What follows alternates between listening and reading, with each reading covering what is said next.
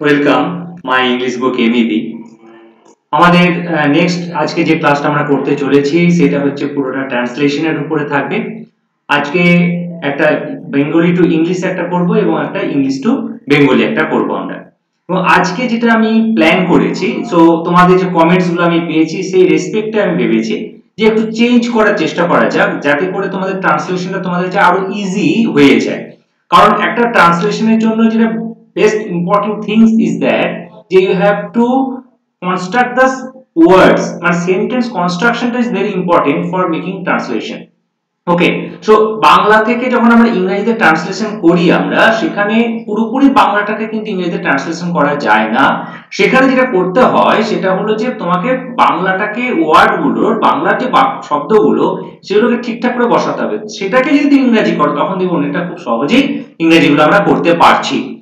ওকে, so দেখি চলো আজকে আমাদের যেটা আছে সেটা এখানে আমরা কিভাবে এটাকে করব যাতে করে আমরা খুব সহজে বুঝে নিতে পারবো যে কিভাবে এগুলোকে করছি। ওকে, so let's start.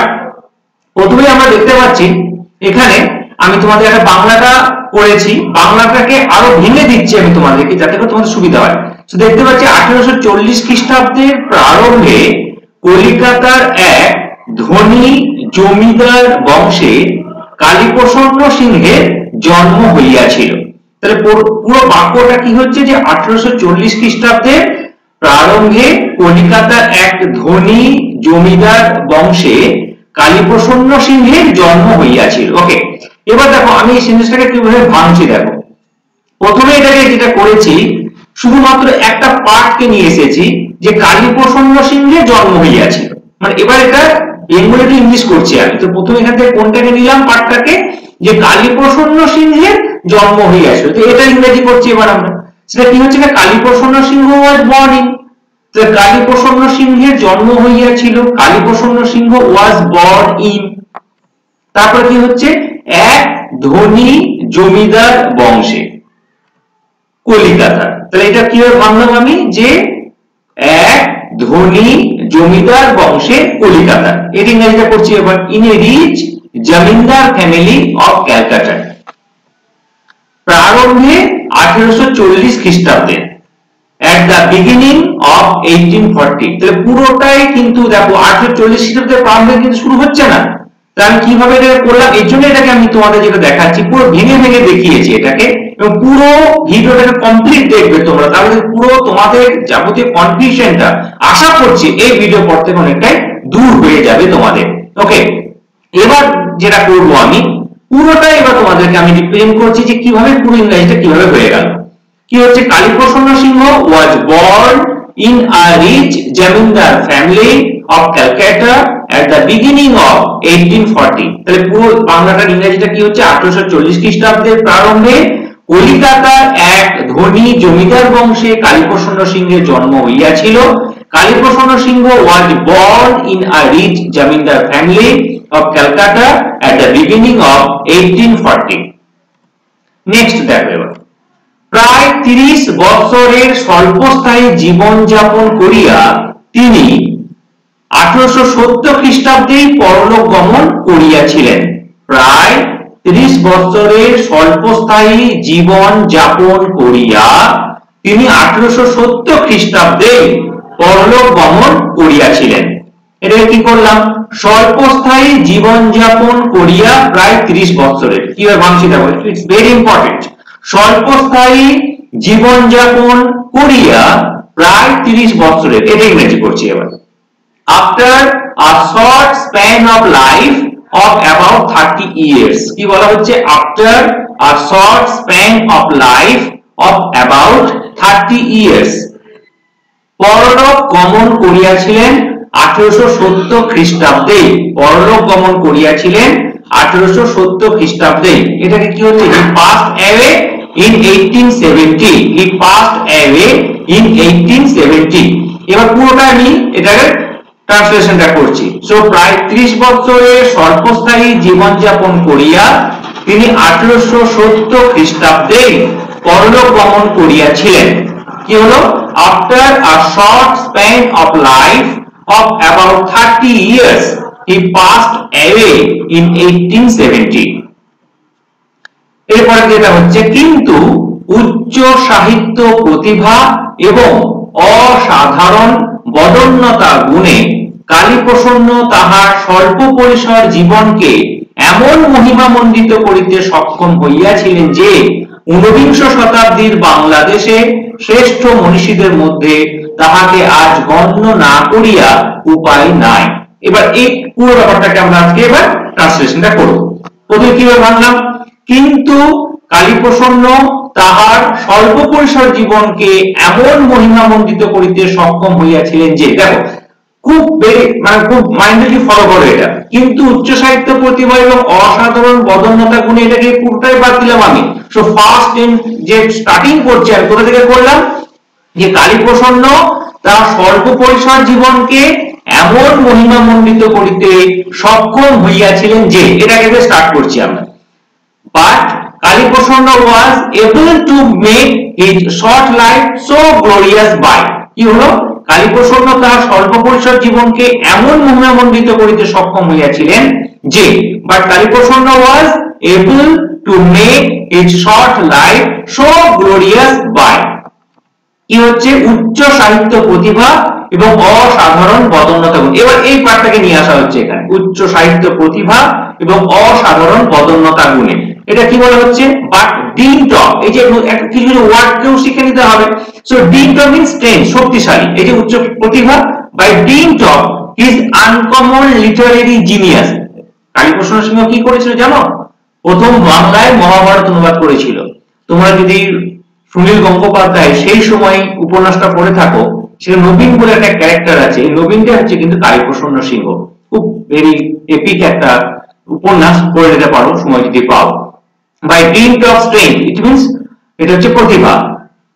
His uncommon literary genius and extraordinary munificence, munificence মানে হচ্ছে জেনারেসিটি, ওকে, বদন্যতা। So by dint of his uncommon literary genius and extraordinary munificence, উচ্চ সাহিত্য প্রতিভা এবং অসাধারণ বদন্যতা গুণে। তারপরে কি বলা হচ্ছে, লাস্ট লাইন এবার নিয়ে আসছি, ঊনবিংশ শতাব্দীর বাংলাদেশের শ্রেষ্ঠ মনীষীদের মধ্যে তাহাকে আজ গণ্য না করিয়া উপায় নাই।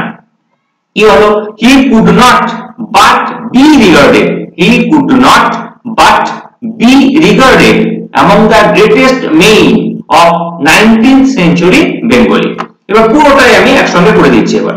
But Kaliprasanna was able to make his short life so glorious by dint of his uncommon literary genius and extraordinary munificence that he could not but be regarded among the greatest men of 19th century Bengal.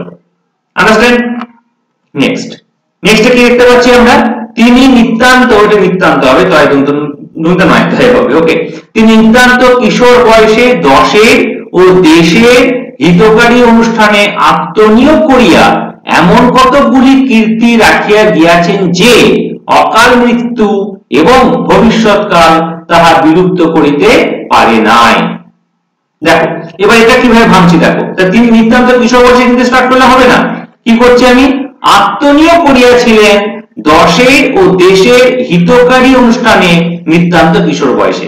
কি করলাম, এই দশের ও দেশেরটাকে আগে নিয়ে এলাম, নিতান্ত কিশোর বয়সটাকে পিছনে নিয়ে এলাম। আত্মনিয়োগ করিয়াছিলেন দশের ও দেশের হিতকারী অনুষ্ঠানে নিতান্ত কিশোর বয়সে। এটা কি বলা হলো, by devoting himself to various welfare activities, by devoting, আত্মনিয়োগ, টু ভেরিয়াস, অনেক ধরনের, welfare activities for the good of the country, দেশের ও দশের, good of the country and the people at a very young age, নিতান্ত কিশোর বয়সে, at a very young age। এটা হচ্ছে বাংলার সঙ্গে ইংরেজির একটা ডিফারেন্স। এমন কতগুলি কীর্তি রাখিয়াছেন যে, এই যে পরের লাইনটা ছিল, এমন কতগুলি কীর্তি রাখিয়াছেন যে, এটা ইংরেজিটা কি করছি, he had left behind, এমন কতগুলি কীর্তি রাখিয়াছেন যে, he had left behind many glorious achievements, he had left behind many glorious achievements। অকাল মৃত্যু এবং ভবিষ্যৎকাল তাহা বিলুপ্ত করিতে পারে নাই, অকাল মৃত্যু এবং ভবিষ্যৎকাল তাহা বিলুপ্ত করিতে পারে নাই, which his premature death and the future age could not erase, which is premature death and the future age could not erase. মাত্র 30 বছর বয়সে মারা গিয়েছিলেন উনি। তাই জন্য অকাল মৃত্যু এবং ভবিষ্যৎকাল তাহা বিলুপ্ত করিতে পারে নাই।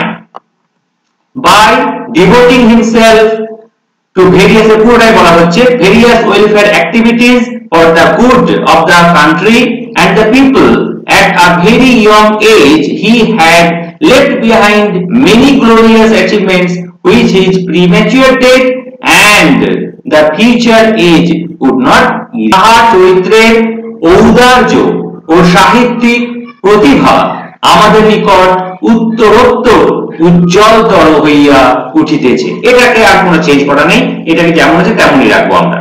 সো তাহার চরিত্রের ঔদার্য, the generosity of each character, তাহার চরিত্রের ঔদার্য, the generosity of each character, তো ওকে, generosity of each character ও সাহিত্যিক প্রতিভা and the literary genius, ওকে, আমাদের নিকট উত্তরোত্তর উজ্জ্বলতর হইয়া উঠিয়াছে, আর gradually becoming more and more vivid to us।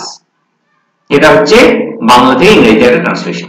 এরপরে যেটা হবে ইংলিশ টু বেঙ্গলি, তোমাদের কতটুকুই করা হয়। আমি ইংরেজি টু বেঙ্গলি যেটা করেছি এটা বেশি কিছু করিনি, সিম্পল ইংলিশটাকে বলা হয়েছে এখানে এবং তার বাংলাটাকে করা হয়েছে। খুব সিম্পল একটা ইংরেজি আছে এখানে, তোমরা যদি ভালো করে ইংরেজি প্যাসেজটা বারবার পড়ে নাও তাহলে দেখবে যে ইংলিশ থেকে বেঙ্গলিটাকে তোমরা খুব সহজেই করতে পারছো। ওকে, সো কি আছে, in the past there are joint families where many members used to live together and quite a good number of children grew up collectively. There was free and ample scope for social intercourse among individuals. No doubt works there of guardians in the household, and they used to keep up haggle on the growing children. It was not always that child was brought up with tutoring from his parents, but he could manage to find a place for himself amongst others. The result was that he learned in his joint family how to face and encounter problems, no matter of whatever nature those might be. This has now become obsolete in a small family of the present time. Every type of family has its merits and demerits, but while we are now quite conscious of the merits of such families, we have almost ignored their demerits, which we have to experience bitterly whenever we confine ourselves within the periphery of a single family unit. So বর্তমানে সময়কার সঙ্গে যৌথ family যে ব্যাপারটা, এটা নিয়ে এখানে আলোচনা করা হয়েছে। অতীতে যৌথ পরিবার ছিল, বহু জনের একসঙ্গে বসবাস ছিল, বহু শিশু একসঙ্গে বেড়ে উঠত, 5 জনের মধ্যে মেলামেশার অবাধ সুযোগ ছিল, বাড়িতে অভিভাবকেরও অভাব ছিল না, বাড়ন্ত শিশুদের প্রতি নজর থাকতো এইসব অভিভাবক বৃন্দের। সব সময় বাপ মাই যে এদের শিক্ষা দিয়ে মানুষ করত তা নয়, সবার মাঝে নিজের একটা অবস্থান সে করে নিত। ফলে যত রকমের সমস্যায় হোক না কেন মোকাবিলা কি করে করতে হয় তা সে শিখে যেত ওই যৌথ পরিবারে, যেটা এখনকার মতো ছোট্ট সংসারের ক্ষেত্রে একদম খাটে না। যে কোনো পরিবারে সুফল বা কুফল আছে, কিন্তু এইসব পরিবারের সুফলের দিকে নজর দিতে গিয়ে কুফলগুলিকে আমরা প্রায় উপেক্ষা করে ফেলেছি। কিন্তু কুফলগুলিকে ভোগ করতে হচ্ছে দারুণভাবে যখনই আমরা একক পরিবারের গণ্ডির মধ্যে থাকছি। এই হচ্ছে আজকে টোটাল বিষয়টা। সো হোপ যে তোমরা পুরো ক্লাসটা বুঝতে পেরেছো বা বুঝতে পারবে এবং ঠিকঠাক ভাবে তোমরা। সো আরেকটা যেটা আমি করছি, দেখবে যে ডান দিকের আই বাটন একটা পাবে, আই বাটনে আমি প্রিভিয়াস যতগুলো ক্লাস আমাদের এখানে হয়েছে একবারে সেগুলো তোমরা ওখান থেকে লিংকটাকে পেয়ে যাবে। প্লাস ডেসক্রিপশন বক্সে তো দেওয়া থাকবেই।